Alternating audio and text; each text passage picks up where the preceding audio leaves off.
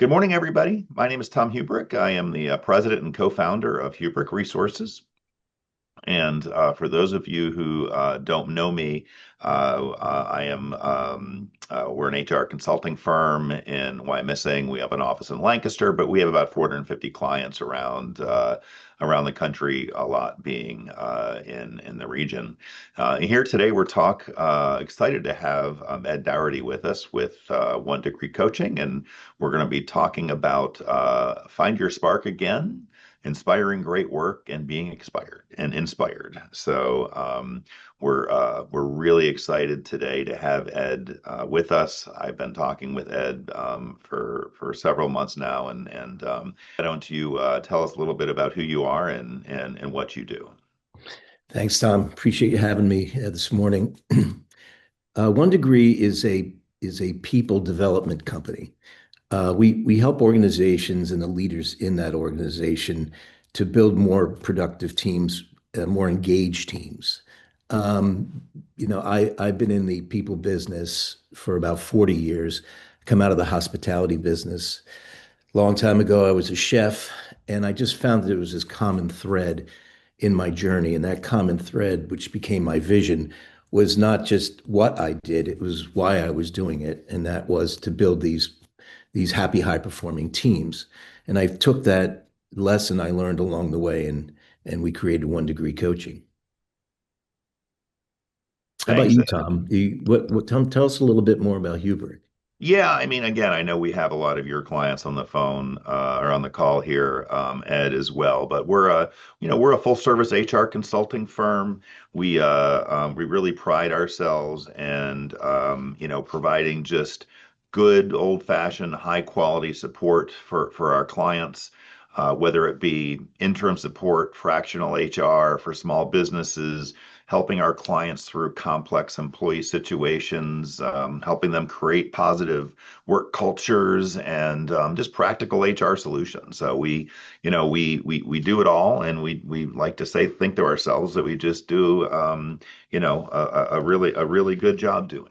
So Yeah. Yes, you so do. uh, so anyways, yeah. Well, So I know, I just want to say that I know that firsthand because, several of my clients use your services and, you know, um, and you do great work, and we appreciate what you do for us, Tom. yeah, thanks. And Ed, I guess we can stop patting each other on the back here and really dig in. So but we want to talk about employee engagement today, Yes. right? And that Mhm. seems to be one of the themes that we're seeing these days, and in areas that we're really seeing our clients on both your side and my side, Mhm. in terms of the challenges they're having with employee engagement. So and you obviously are an expert in this, Ed. So let's start by, what's the reality of where we really are with engagement? What are you seeing with your clients, your consultancy? Yeah, I just want to say first that the reason why One Degree exists um, is because of this crisis, this ongoing engagement crisis that just seems to get worse. It was probably about 20 plus, maybe 25 years ago, I saw a Gallup survey saying that 25% of the North American population was engaged, which meant 75% of the people go to work every day and they hate work. And it just struck me because I've always been a super engaged employee. I'm just fortunate that way. I was always happy at work, and if I wasn't, I made a move.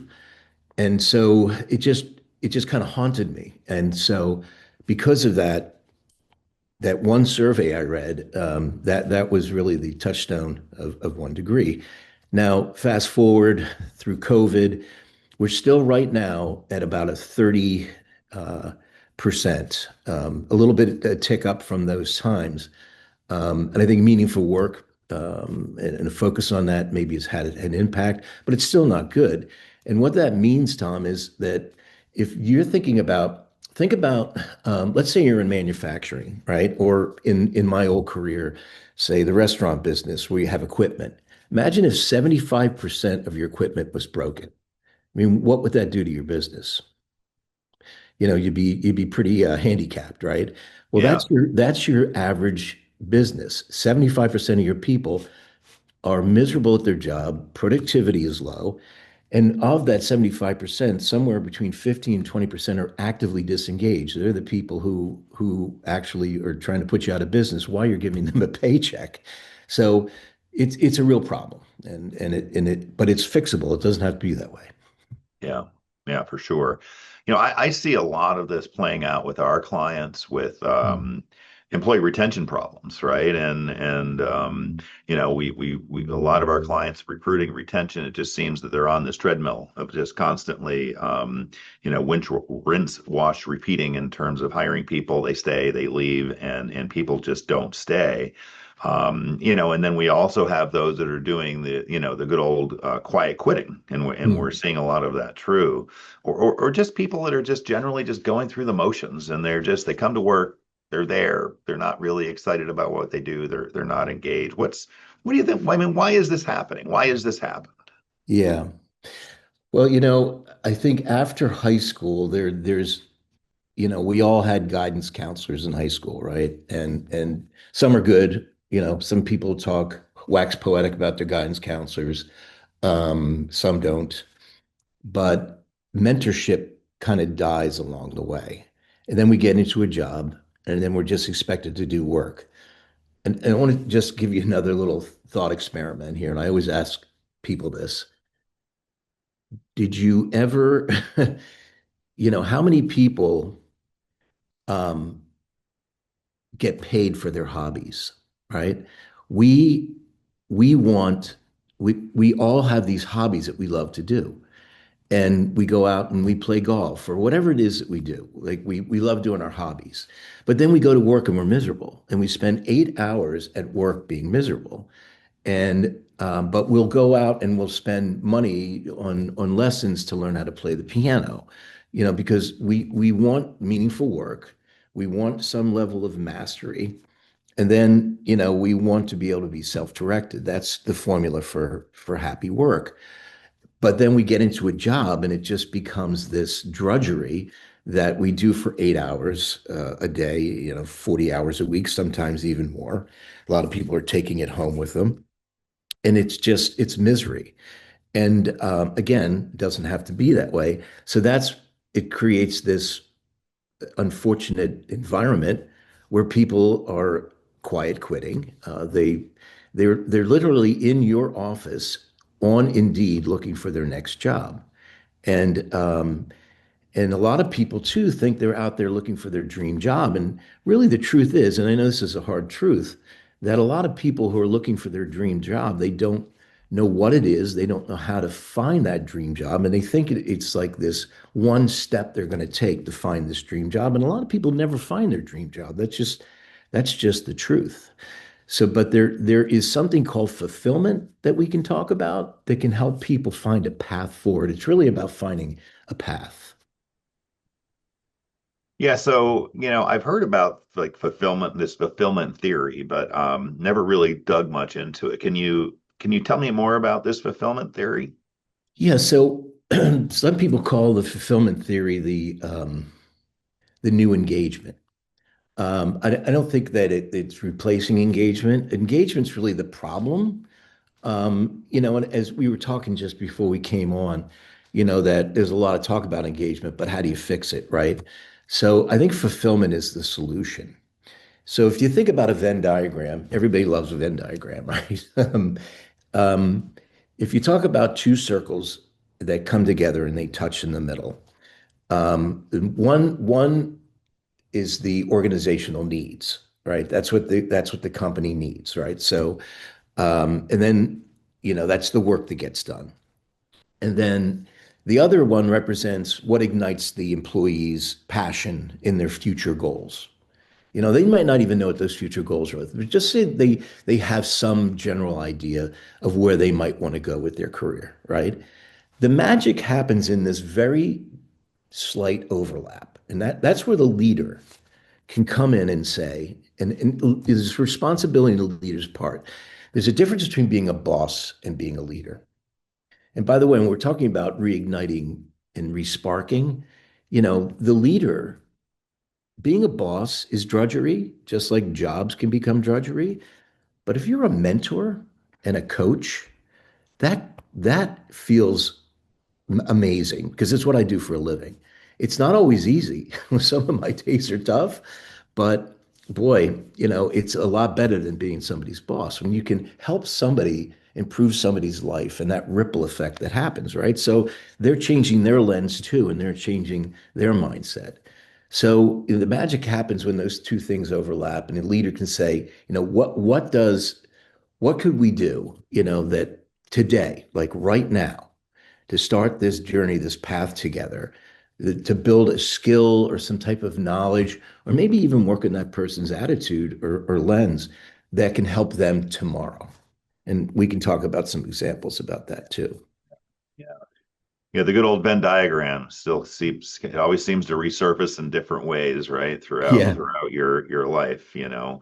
Hmm. And it's very powerful, you know, and as an HR professional and what we do in HR, you know, we think about that as career pathing and Hmm. development and things like that.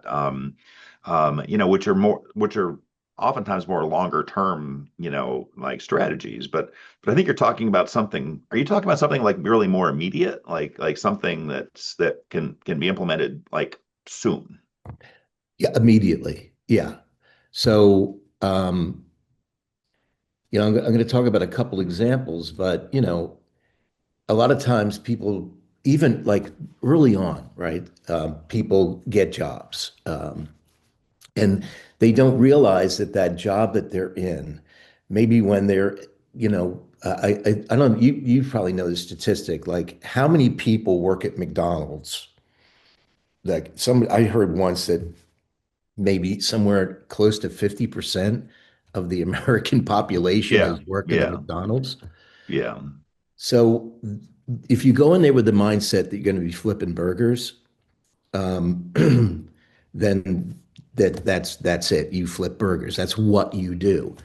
But if you went in there with the mindset that I'm going to learn how to work in a team, I'm going to get a chance to understand human nature because someday I'm going to own my own business and I want to understand how franchises work. I mean, imagine if somebody shared that with you.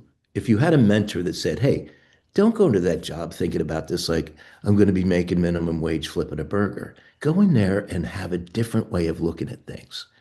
And if that person can tap into that, it can change everything for them. Um, and this really is a strategy, which is the fulfillment strategy. Do you mind if I tell you a couple stories about some things that I've experienced You and know, people we have all told me love this story? stories, so bring it on. Yeah, I got lots of them. So I have a client. His name is Al Lucas, and Al, I hope you don't mind if you hear this, but Al Lucas is an incredible leader. He helps with two other wonderful gentlemen. He runs Defined Hospitality in Philadelphia. It's for me one of the leading hospitality organizations, not only in Philadelphia, but in the country. They have amazing places. If, a lot of folks probably on here have heard of, Soraya and Kalia. Kalia, James Beard Award winning. Pizzeria Badia, considered probably the best pizza place in America. Um, so Al, longtime hospitality professional. But when he was young, he was a surfer. He still is surfing, by the way. He's close to my age, and he's still out there surfing, which is beautiful. But he was just a kid, 17, 18-year-old. He was working in this giant restaurant, and he was dishwashing. And that's where I got my start, by the way, in hospitality. I was a dishwasher. And so he's back there, piles of plates and food flying everywhere. And if anybody has ever washed dishes, it's not a fun job. And so, he's back there sweating away. And one day the manager walks back and says, "Al, come here." Right. And he's like, "Oh, I've got to go clean up a mess, right? Maybe I have to go to the bathroom and clean up a disaster in the bathroom." He pulls him out He says, take off your dirty apron. Let's go out front. And he goes, Al, what do you see? He looks out in this packed dining room and he goes, I don't know, busy dining room. He's like, yeah, precisely. He says, you know how this all happens? All these people, servers making money, people having family meals, you know, experiences, all these things happening. Do you know how this is all possible? It's like, I don't know. It's like, because of you, Al. You make this all possible. I know you're only dishwashing right now, but all of this happening, the money we're making, the relationships that are happening, the servers making money, people celebrating special family events, it doesn't happen without you. And that changed his trajectory. He stopped looking at his job as I got to go to work. And today he runs one of the most successful hospitality organizations in the country. So just one time, 5 minutes, a leader changed somebody's life and also changed, think of the ripple effect that Al has had, Yeah. so great little story there. No, and that is a great story. And one of the things that all the studies are showing, and what we are certainly seeing with our clients and within our organization as well, is the younger generations, and I'm going to say younger, meaning like from the millennials, on down. They want meaningful work. They want to know why. They want to know that they're making a difference. So I think that the example you gave is a perfect example of what leadership looks like. Not just saying, "Hey, you're doing a great job," but helping them really understand the why, right? Yeah, Um, but yeah, so from an HR standpoint, that's the kind of manager behavior we should be really training and looking for. absolutely. Yeah. And that's really Yeah. cool that he went on to be a very successful restaurateur. And just getting back to your McDonald's, like McDonald's has a tremendous leadership program, and there's a lot of people that use their what they've learned at McDonald's to go on and be very successful, leaders in the workforce. Um, so Ed, that's a great example, and obviously you've been doing this a long time. Do you have any other examples? Another example or two you could give us that I'm Yeah. thinking about that applies, but can you, I mean, something more beyond just a dishwasher, right? Like, Yeah. something beyond an entry level job, Mhm. because a lot of folks we're dealing with are beyond just dishwashers.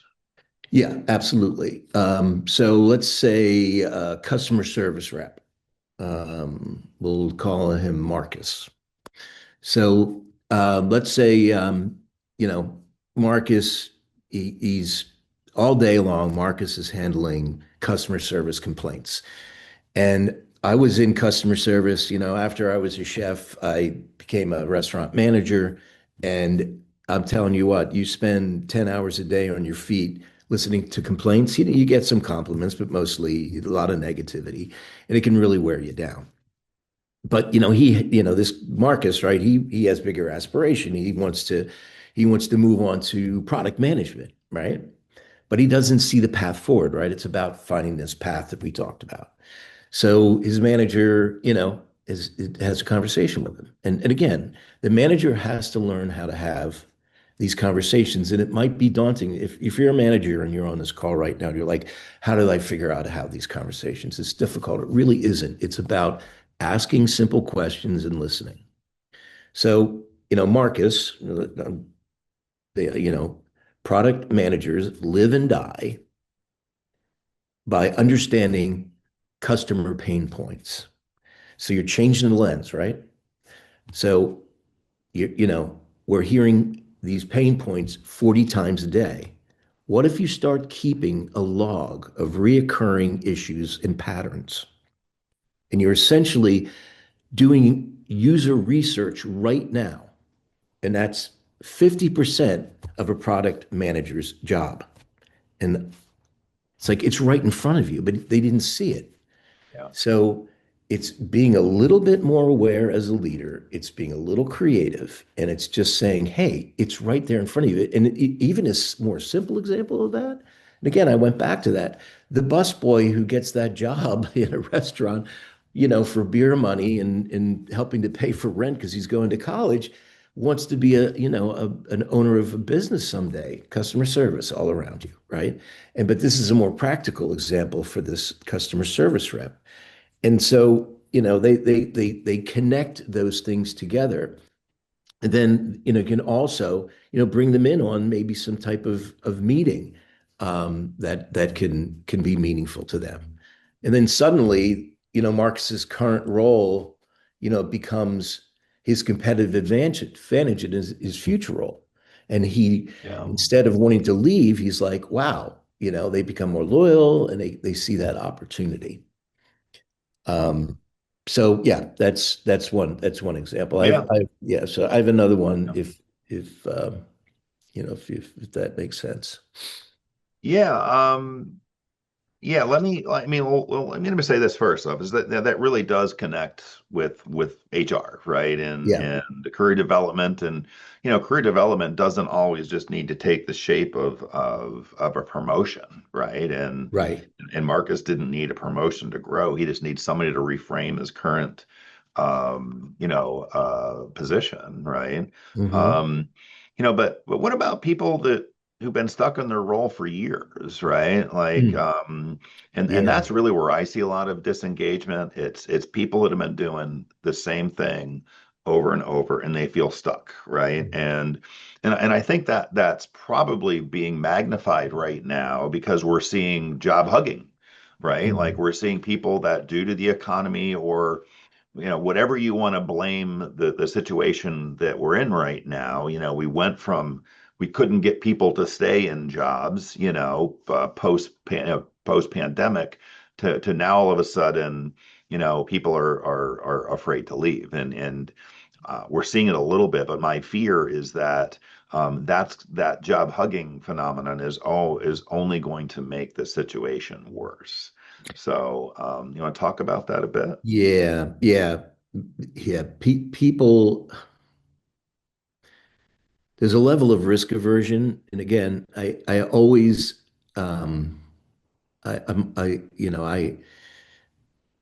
I have very low risk aversion. So, I was able to navigate my career without fear, and I never hugged a job. So I can't speak to it personally, but I see it in a lot of people where they just hunker down the job. They become, unfortunately, disengaged. They become miserable. And they're these tenured, long-time employees, and they just lose focus, right? And again, what a way to live, right? Spend most of your waking hours in a situation where you're just not happy. And this really is the kind of a perfect segue. So let's say we'll call this person Jennifer. Um, so let's say she's been in accounting for a dozen years, same company, same role. Um, it's a good job. It's uninspired. Um, and she's been holding on. The economy's not great. And so she's afraid to make that move, as you mentioned. But again, here's another a question that a manager could ask. You know, because you got to get people when we're talking about the why, right? We've mentioned why a lot, how that inspires people. Instead of talking about what, talk about why. What if you could wave a magic wand, right? Say Jennifer. Say the manager says, "What if you could wave a magic wand and over that role that you're in, what would you change in your role? Just possibilities, right?" Um, and Jennifer said, I've always wanted to be a mentor. I've always wanted to teach and train other people. And she wants to leave some type of legacy behind. So they're like, well, that's incredible, right? Who doesn't want in their organization a senior worker who wants to share their knowledge with other people?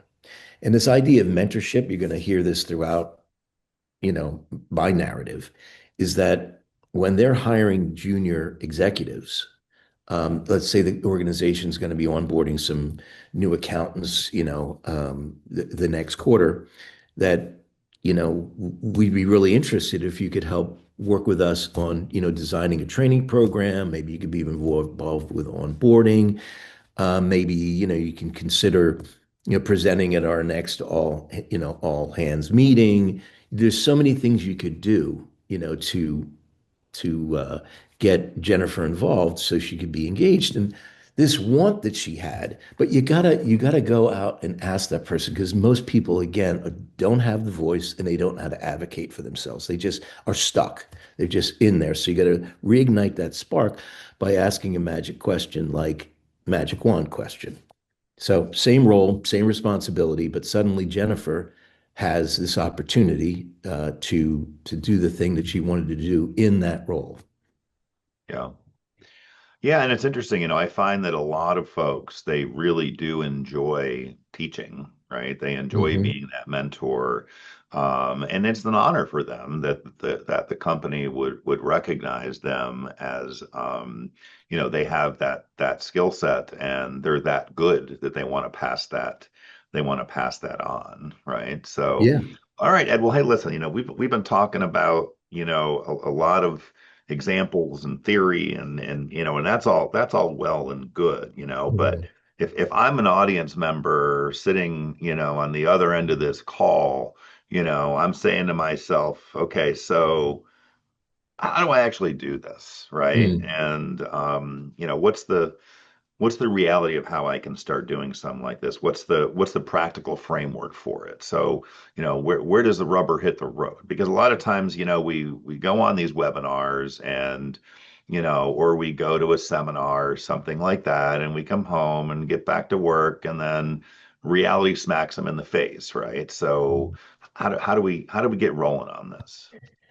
Yeah, yeah. Well, let's make it practical. So, there's something called the fulfillment conversation framework. Yeah, this whole fulfillment thing really is a movement, and for everybody on the call today, you can do your own research on this, and you'll find a lot. There's a lot out there, a lot of different resources out there. Um, so there's really these, I talked about it's really about asking questions and listening, right? So here's the questions. So there's four essential questions. Um, so, and I know the first one's going to sound kind of lame because it's kind of like the 5-year plan, right? And I'm not a big fan of like the 5-year plan. Number one, it's too far away, but I'm more of like the 3-year plan because it's closer. But just ask somebody to get the conversation going. If you're a mentor, right? Where do you see yourself in 3 to 5 years? Right? Just kind of frame that up. And then, but quickly follow it up with what kind of work excites you? And you might not get it right away. Some people you might right away say like, I love this, right? And they might tell you something that maybe you personally think might be, and I don't want to, you might think it's ridiculous, but it's not for you to judge. Especially because you're like, I know a lot of leaders that are very opinionated. They've been through the school of hard knocks and they want to tell everybody that life is tough and you gotta buck up, but you gotta knock that off. All right. If you're gonna be a Yeah. mentor, Yeah. you gotta help And people not to learn. interrupt you, but like I see that so much with older leaders where they Mm. they want to tell the younger folks that, I bled for this company. I, worked 20 hours a day. I walked, uphill both ways and to school in 6 feet of snow Without feet. Yeah. and they don't, yeah, exactly, and to be honest with you, the younger generations, I see them look at these older generations and say, you're an idiot, like why would you do that, and but it's hard for yeah, the again the Gen Xers on up to kind of let go of that because it's a badge of honor to them, but it certainly isn't with younger folks that are like, you're a sucker, like why'd you do that, you know Yeah. Listen, um, that could be a whole different webinar about work-life balance. I won't get into that, but the best advice I could give a leader in that, I'm really glad that you stopped me there because this is important. Um, They're not you. Leader, your employees are not you. They don't have the same ambitions as you. They're not generationally aligned with you. Your job is to understand, maybe you would tell your kids that. I personally don't. They're not where you are. And by lecturing them about your heroics is certainly not going to inspire them to want to work with you and be engaged. It doesn't work. A matter of fact, it hurts. So, you got to go to where they are and understand them. And where were you when you were 25 or 18 or even 30, right? And by the way, economically, things are very different right now. It's not the same game. They're not playing in the same game that we are. And I'm not making excuses. There's lots of successful young people out there, but it is much more difficult to do things like buy a home, right? So it's a very different game right now. Um, but if you can say to them, like, what kind of work excites you? And the thing is that you can't judge. They might even say to you, because kids nowadays, to your point, they have no problem telling you what they think, right? When I was coming up, when you were coming up, if your name was on my paycheck, it was yes, sir, yes, ma'am. That's the way it was. It ain't that way anymore, and it's not going to change. We're in a new era of work, and it requires a new way of leading, and there's no going back. So I tell my baby boomer friends, get over it and learn how to lead in this new era. And this is part of what I'm talking about now. They might even say to you, well, you know, what kind of work excites you and where do you see yourself in 3 to 5 years? Well, not here, but hey, no judgment. And then the second question is, what kind of skills or experiences do you need to get there? Now, this is where it gets practical, because they may have no clue, or they might say, you know what, I really need, I'm looking around. Some people really can do this, and they say, and I'm looking around, and I need to do this, and because I've experienced this as a manager and as a leader, as a boss, as a business owner, that they can really articulate that. Other people can't, but at least what you're doing, even if they never can articulate it, you're having the conversation. You're giving them the opportunity. You're saying, I am here and I'm willing to have this conversation with you. So I'm not putting up roadblocks. I'm not saying you can't. I'm opening doors for you right now with this simple conversation. And that, even if it goes nowhere, at least you're doing your part. Next question. Looking at what you're working on now, where can we find opportunities to build these skills or, have these experiences? And this is where that Venn diagram comes alive, right? That idea of what the company can do with its limited resources, right? Not every company has, all the time and all the money in the world. Most don't, and what the employee experience is. So that's where that intersection of those two, beautiful circles come in. And then the fourth question is, what would make your current work feel more meaningful to you? And sometimes, the answers will surprise you. It might not be, about career progression at all. And I can tell you some examples. Um, sometimes people, I can think of one thing I even heard a week ago with a client. There was somebody who was a really valuable employee, and they kept missing their son's soccer games. And it really meant a lot to this woman to be at their son's soccer games. And uh, fortunately, there was a flexible schedule opportunity in this business that they could come in a little later or leave a little earlier. However that worked. And they just, this person was sad. They were getting a little more disengaged. The manager just went ahead and noticed that, which is part of leadership, like noticing disengagement, saying, hey, you're not yourself today, approaching that person with kindness and curiosity when they're not being themselves, and saying, hey, what's wrong with you? And say, hey, you're not being yourself today. How can I help? Well, I've been missing my son's soccer matches and he's not happy with me and it makes me feel terrible. When are they? Oh, they're at 5 o'clock. I said, Well, why don't you come in earlier and leave earlier? You would do that for me? Well, yeah, why didn't you ask? Yeah, I'm glad to do that for you. Now, that can't work in every situation, but it worked in that situation. And they did that for that employee, and that employee, their engagement skyrocketed. And of course, their loyalty went up too. And it was such an easy solution. But again, that employee didn't know how to advocate for themselves. It took the leader opening their eyes, looking around, seeing a valuable employee, and making that adjustment. Yeah. Yeah, and I think it's important for leaders to keep their eyes open too, right? And Mhm. as they're when they see situations like that occurring, to you don't necessarily need to wait for the employee to ask, right? Like you can be proactive.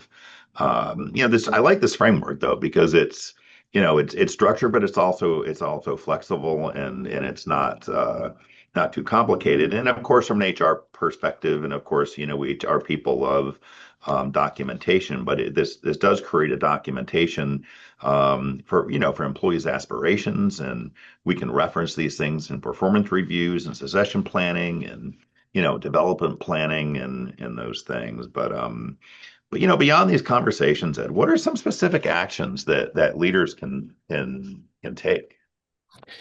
So everybody talks about one-on-ones nowadays, right? One-on-ones. Um, for me, one-on-ones have one purpose only, and that is to build trust.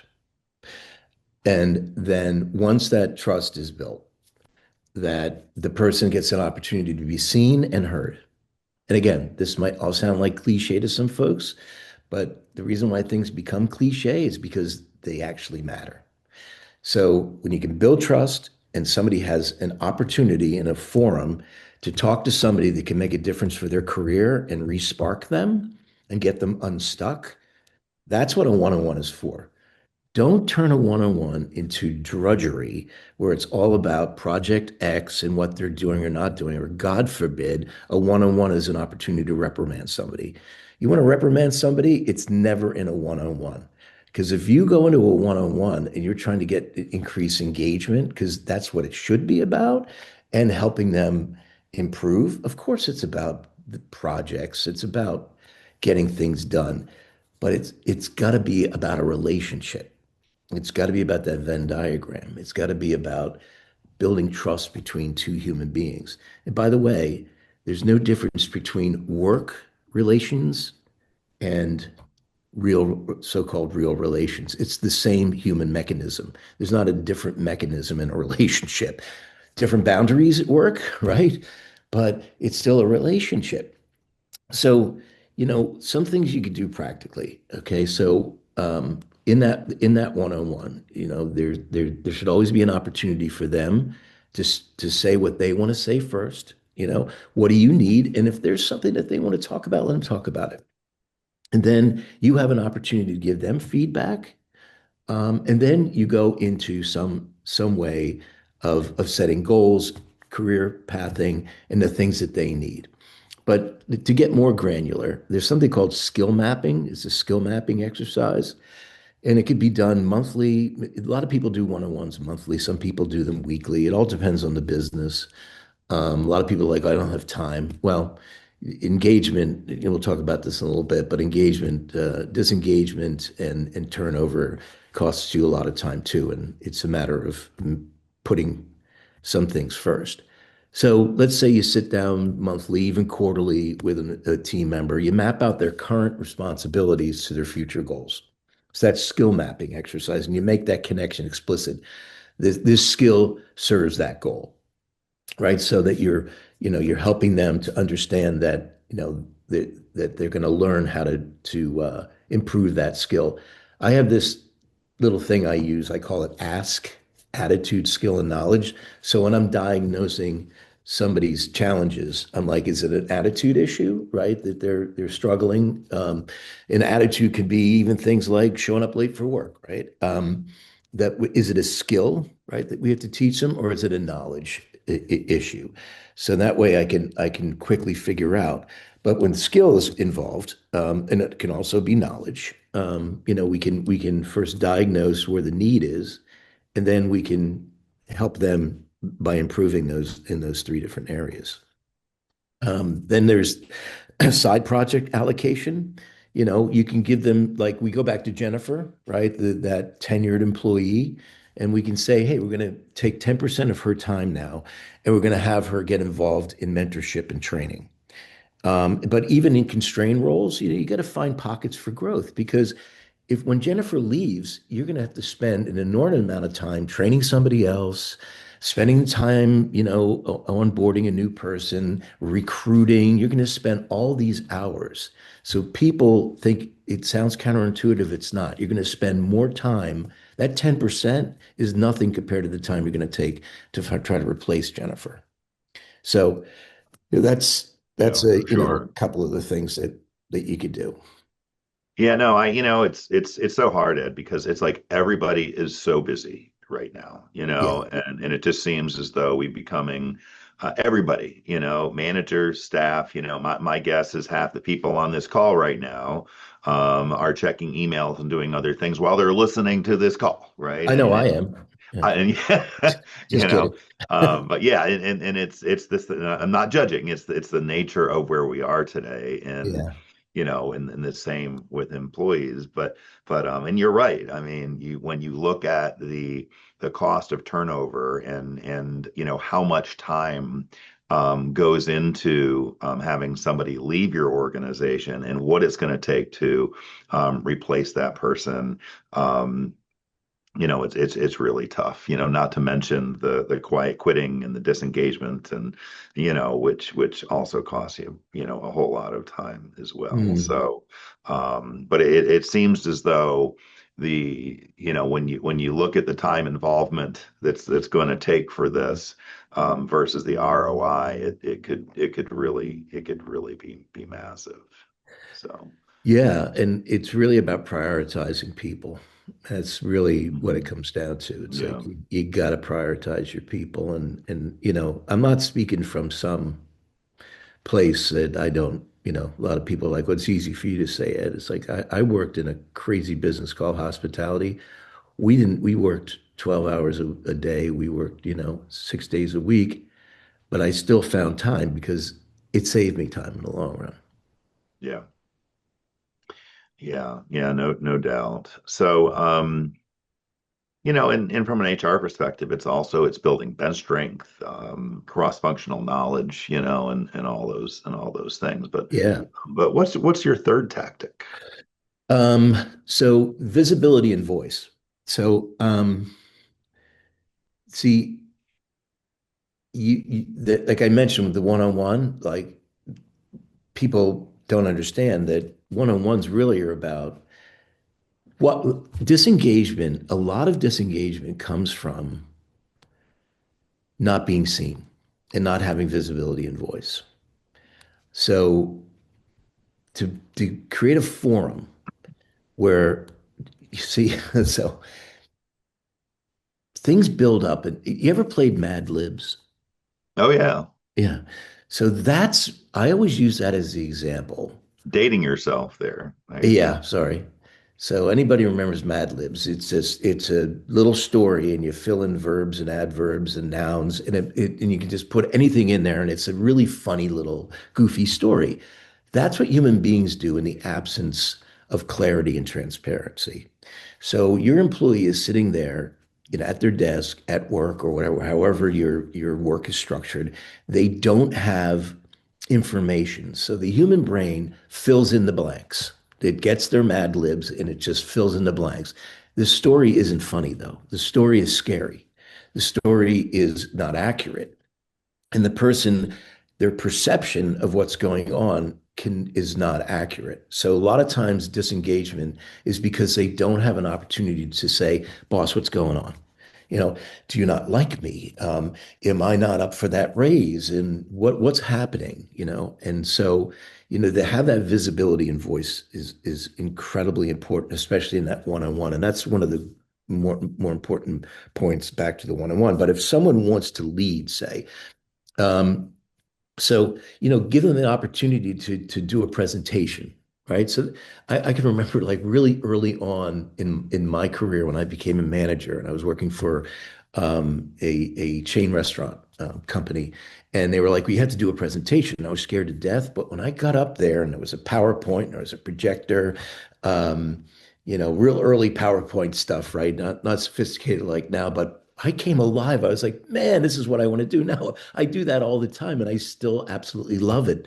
And that little thing led me to creating a consultancy that I absolutely still love to do to this day. Say if somebody wants to, influence strategy, right? Like that's one of the things that they came up with. Invite them to a planning meeting. Let them sit in the corner, and they might not be able to be involved, but let them see what that looks like. If it's sensitive, don't invite them, but invite them to a meeting where they can experience that. Or maybe create like a micro opportunity, for future state experiences. Maybe, you're doing a planning meeting.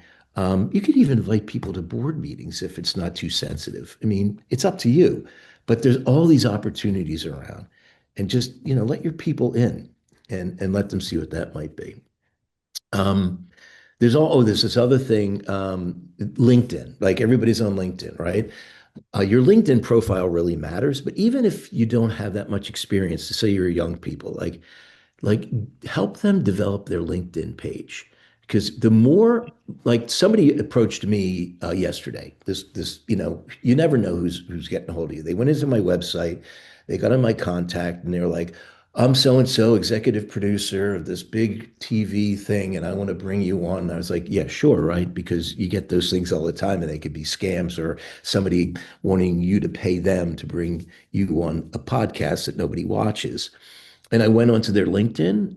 It was abysmal. No activity whatsoever. And right away, I realized this person is not credible, right? Your credibility on LinkedIn really matters. Help them build their LinkedIn page, right? Hmm. Like describe what you would do on LinkedIn, even if it's not actually on LinkedIn, help them see their work through that lens, like on LinkedIn, and reframe that, to reignite, their spark of what the future LinkedIn page would look like for them. Yeah, what's is it Richard Branson with Virgin Atlantic?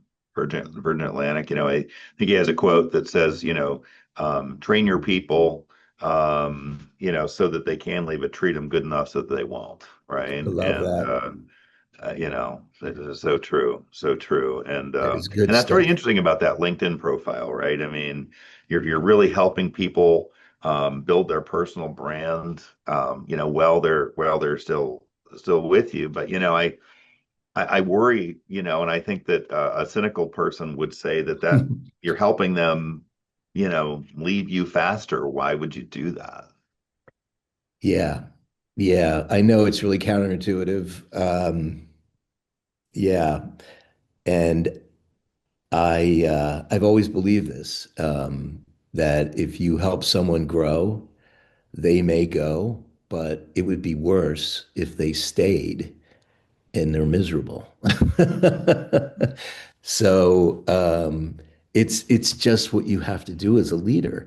But I have found more often than not, that I had three different people that stayed with me over my 30 plus years in the hospitality business, and they changed my life. They were my assistants basically. They were um, and, I trained them up. I gave them every opportunity to learn, and they stayed.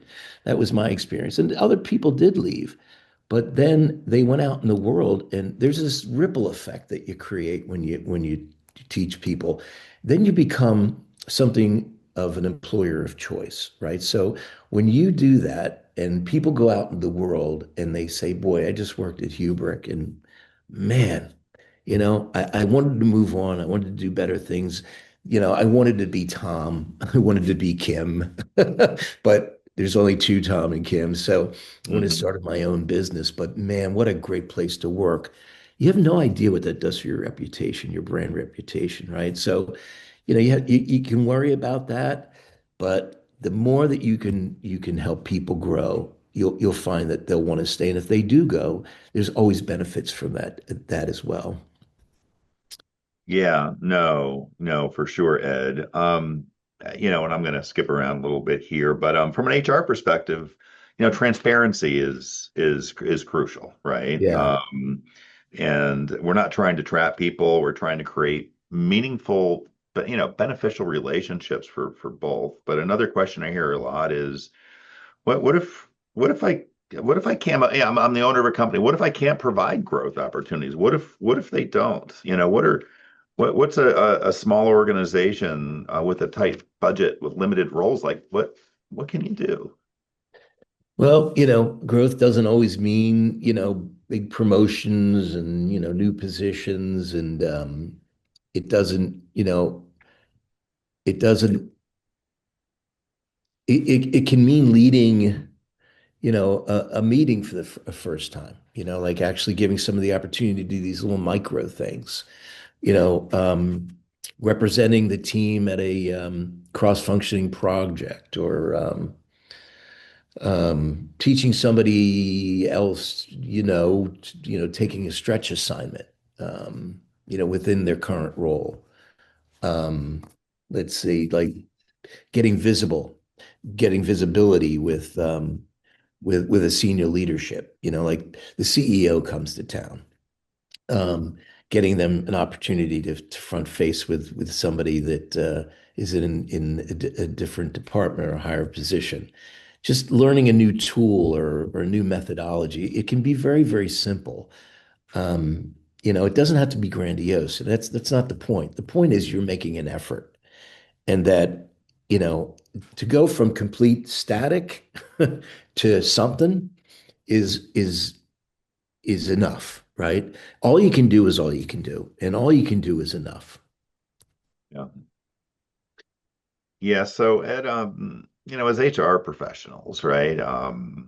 We're always being asked to measure impact of things, and, Mhm. and a lot of times when you're dealing with people and leadership, it can be hard to, it's not like accounting, it's gray areas. But how do you measure, like, if this type of an impact, if this type of an approach is really working?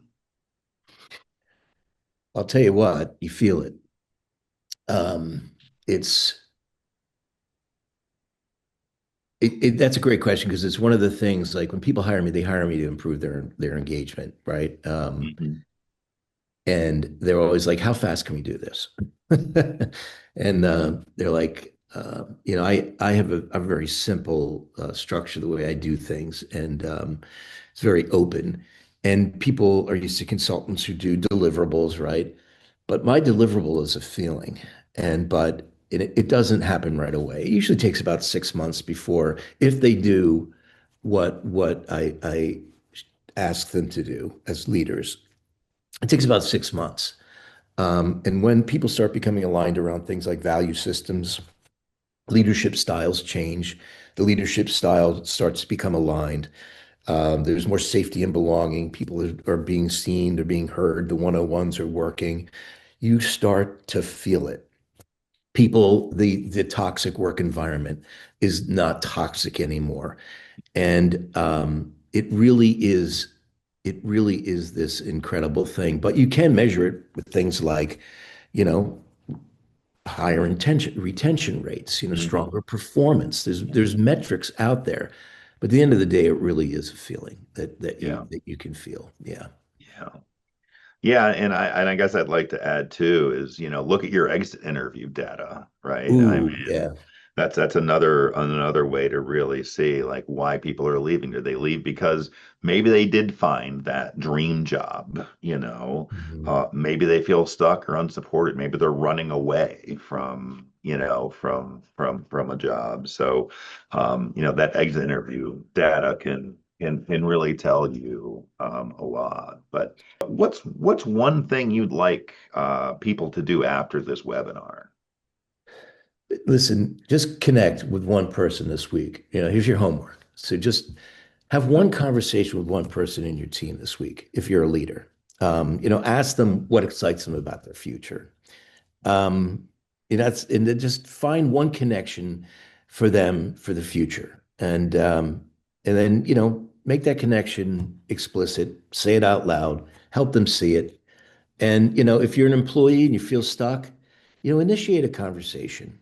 Ask your manager, say, I want to talk to you about my current role, and help me develop my goals. I look at you as a mentor, and I would love for you to help me to find my path forward. Don't tell them you're not happy and you want to leave.